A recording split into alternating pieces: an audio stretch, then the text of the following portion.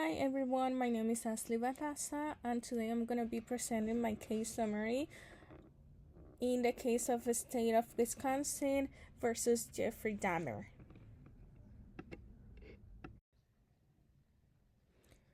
We're going to start with the case overview. The case of Jeffrey Dahmer, known as the Milwaukee Cannibal, is one of the most horrifying and complex in the history of the American crime. Between 1978 and 1991, Dahmer committed a series of brutal murders targeting young men and boys. His crimes involved not only murder but also acts of necrophilia, cannibalism, and dismemberment, which shocked the nation around the world.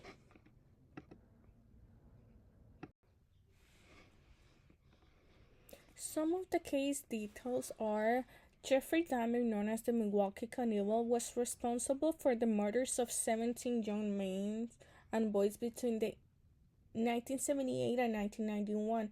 His victims were primarily young men, many of whom were minorities and came from vulnerable backgrounds in the societies. Dahmer's trial began on January 30th, 1992. He was tried in Milwaukee for 15 counts of first-degree murder before the Judge Lawrence Graham. By pleading guilty on January 13 to the charges that were brought against him, Dahmer had waived his rights to a trial to establish guilt, as defined in the Wisconsin laws. For the case jurisdiction, the case was adjudicated in the jurisdiction of Milwaukee County in Wisconsin. The trial took place in the Milwaukee County Circuit Court. Dahmer was sentenced on February 17 of 1992 by Judge Lawrence C. Graham Jr., and he received 15 consecutive life terms in prison without the possibility of parole for the murders of the 15 young men and boys. Additionally, Dahmer was sentenced to an extra life term for a murder committed in Ohio.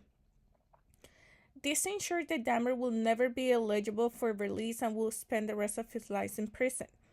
The severity of the sentence reflected the heinous nature of his crime and the profound impact of the victims' families and the community. For the list of the victims, we have Stephen Hicks, an 18-year-old that was Dahmer's first victim. Stephen Toomey, killed in 1987. James Dux Taylor, a 14-year-old that was murdered in 1988. Anthony Sears, that was killed in 1989, and his remains were kept as trophies in Dahmer's house. Raymond Smith, one of Dahmer's many victims in the 1990s. Errol Lindsay, a 19-year-old. Conrad, a 14-year-old who we know who had a briefly escaped, but it was returning to Dahmer and known as to be his boyfriend. Joseph, a 25-year-old. Ernest Miller, 24 years old. David Thomas, 23. Curtis Schroeder, an 18-year-old. Oliver Lacey. Anthony Hughes, a 31-year-old. Matt Turner. Jeremiah. Eddie Smith, 28 years old, and Richard Guerrero, a 22-year-old from a family of Mexican descent.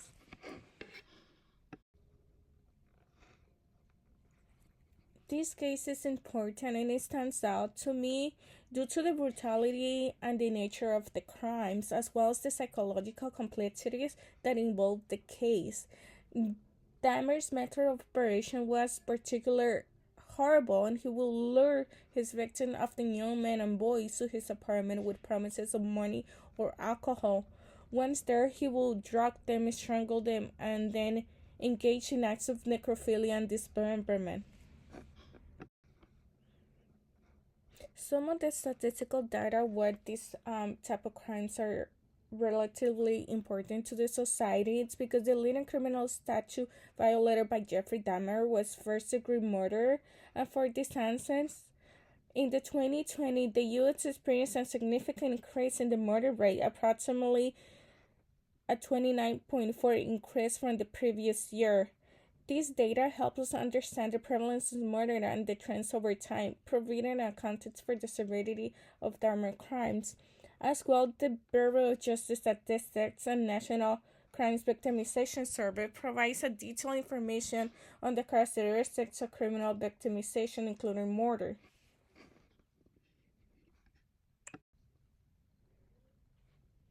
In conclusion, the case of Jeffrey Dahmer, the Milwaukee cannibal, serves as an horrifying example of the depths of human depravity and the complexities involved in the criminal behavior. Dahmer's heinous acts of murder, necrophilia, and cannibalism shocked the world and left an incredible mark on the victim's family and the community. Thank you so much for watching, and here I've leave a list of the reference of the information that are listed in the slides.